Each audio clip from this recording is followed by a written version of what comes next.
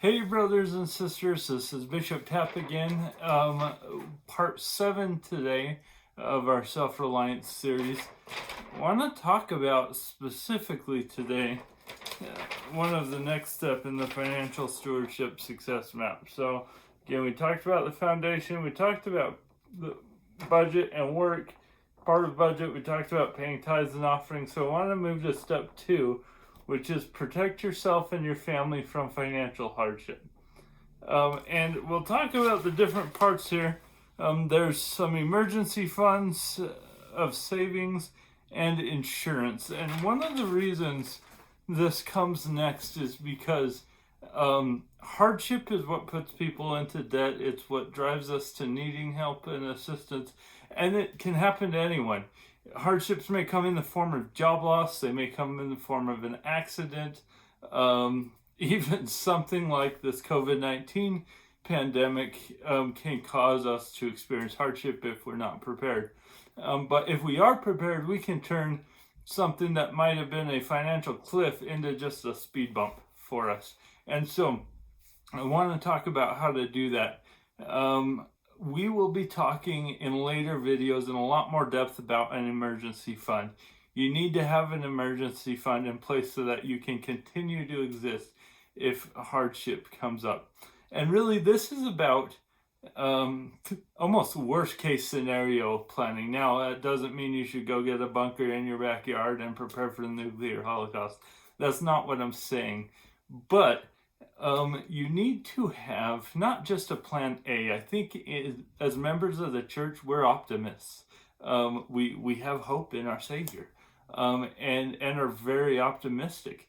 But we need to have a plan B for if our optimism doesn't work out. But not just a plan B, you really need a plan B through Z so that you have everything covered so that you know if something comes up, you'll be blessed. Now, like I said, we can handle a lot of the smaller emergencies with just an emergency fund. We kind of self-insure ourselves against hardship. However, we need to make sure that we have adequate insurance. The church has taught that actually for years. If you remember the One for the Money pamphlet that I shared before, the church taught in there to always maintain adequate insurance. So I actually want to talk a little bit about insurance today, what types of insurance you need and why it's important. First of all, insurance is all about risk. It's simply transferring risk from 100% you to transferring the largest portion of the risk onto the insurance company. And companies choose to insure, they're almost taking a bet against you, right? They're saying, hey, I'll bet out of these, if I charge every one of these 10 people $100 this month for life insurance, for health insurance, and I'm doing my research, I know these people are healthy, therefore, if we get $1,000 from this group of people, someone's only gonna spend $500. So as an insurance company, I'll make $500, and everybody goes home happy at the end of the day because none of them ran the risk in that group of 10 people of having to output $500. Instead, they were only out $100. Again, that's a tiny thing, and that math honestly wouldn't work. But when you get thousands or tens of thousands of people into an insurance company paying in a little bit, knowing that not everybody's taken out, you're effectively transferring the risk of any emergency and covering yourself if an emergency comes up. So let's talk about some of the types of insurance. Let's talk about the most common we all have is going to be car insurance. You can't legally drive a car on the road unless you have car insurance. Again, you need to have adequate coverage to cover you if you're hurt in an accident, or if you hurt somebody else, make sure they're covered in the accident, as well as damage to your car and their car. You kind of need those 4 basic things. Now, I'm by no means am a car or a general insurance expert. There are many others out there. In fact, insurance generally. I know Brother Clark in the bishopric has said that he's willing to help anybody analyze their insurance situation. And so you may want to draw on his expertise or somebody else's to navigate insurance. But you want to make sure that you're paying as low a monthly premium as you can, while at the same time having adequate coverage in order to help you not have to pay an extremely high deductible. And so, like I said, the first is car. The second is homeowners insurance. If you have a mortgage, you will have homeowners insurance. The mortgage company requires that. That is, if some damage happens to your house, that asset, your home, is covered. And so you want to make sure that you have adequate homeowners insurance. Now, those who are renting might need to consider having renters insurance, because whoever owns the property likely has insurance on the property if there's some major damage that occurs. However, your items within the property might not be insured, and so you might look into getting some adequate renters insurance to cover if there's a fire or whatnot. Again, you want to shift that. It might be worth paying the $10 to $12 a month, or maybe 20 if you're a renter. I don't know what it is exactly, but it might be worth paying that low fee in order to save yourself from having to start over and buy everything again. The next one is health insurance. Really, in my personal opinion, there's no excuse not to have health insurance. Now, there are alternatives to insurance. There's health savings accounts, other things that might work better for you, but everybody is going to get sick at some point. Now, if you're a relatively healthy person, maybe you find a plan that has a higher deductible, meaning you have to pay more.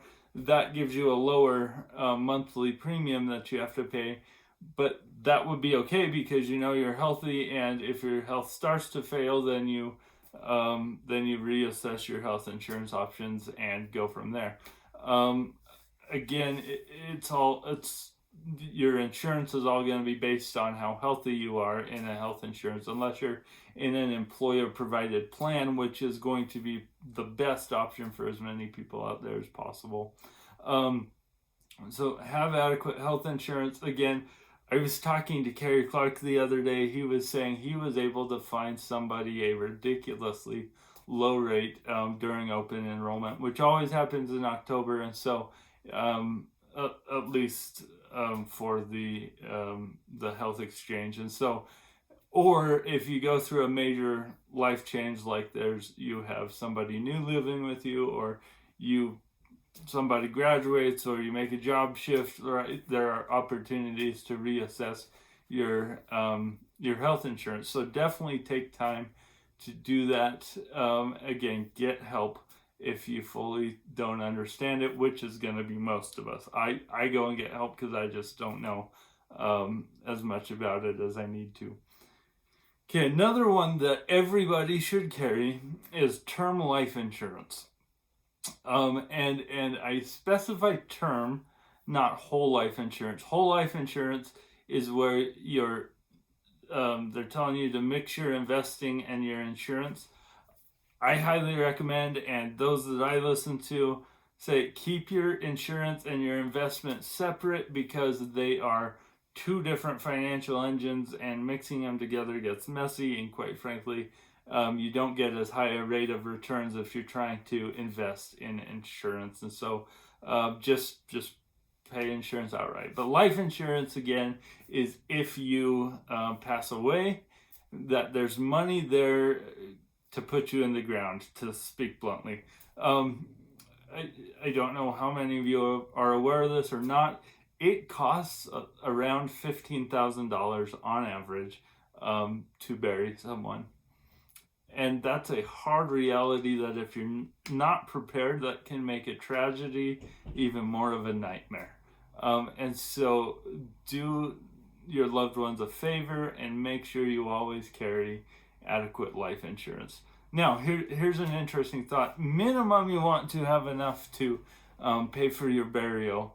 But because I'm the primary provider in my house, I actually, a few years back, went out and bought $1 million life insurance policy. And that to me is a gift to Maddie if I ever pass away.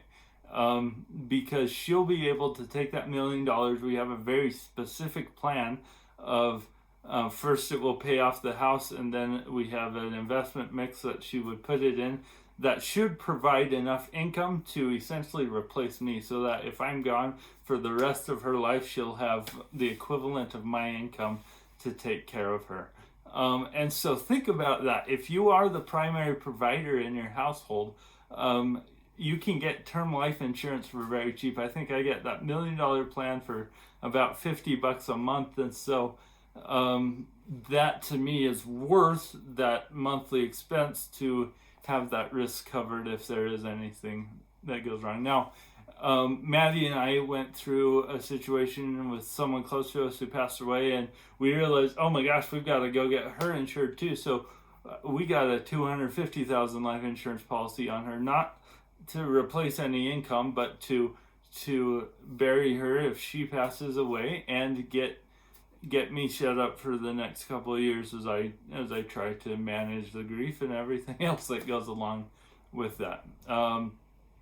Or sorry, not manage the grief, but manage my finances as I go through the grieving process. And so anyway, and I think that $250,000 policy for her on a term life is $12 to $13 a month. It might be as high as $20. But anyway, it's not a big expense. I highly encourage you to go out and get insurance. Now, let me talk about one last one, and then we'll wrap up. There is an insurance called disability insurance. If you die, that covers you if you're in an accident. But if you are in an accident and you don't pass away, but you are left injured for the rest of your life, let's say you get paralyzed or whatever and cannot work, disability insurance will actually kick in and cover your expenses throughout your life. And so you can hedge against that too. Again, it's all about how much risk you're willing to take, but you can mitigate a lot of those emergencies by having adequate insurance. So highly encourage you to do that. Again, look into having a professional help you out, and you'll be able to be covered against hard times. So thanks. Talk to you later.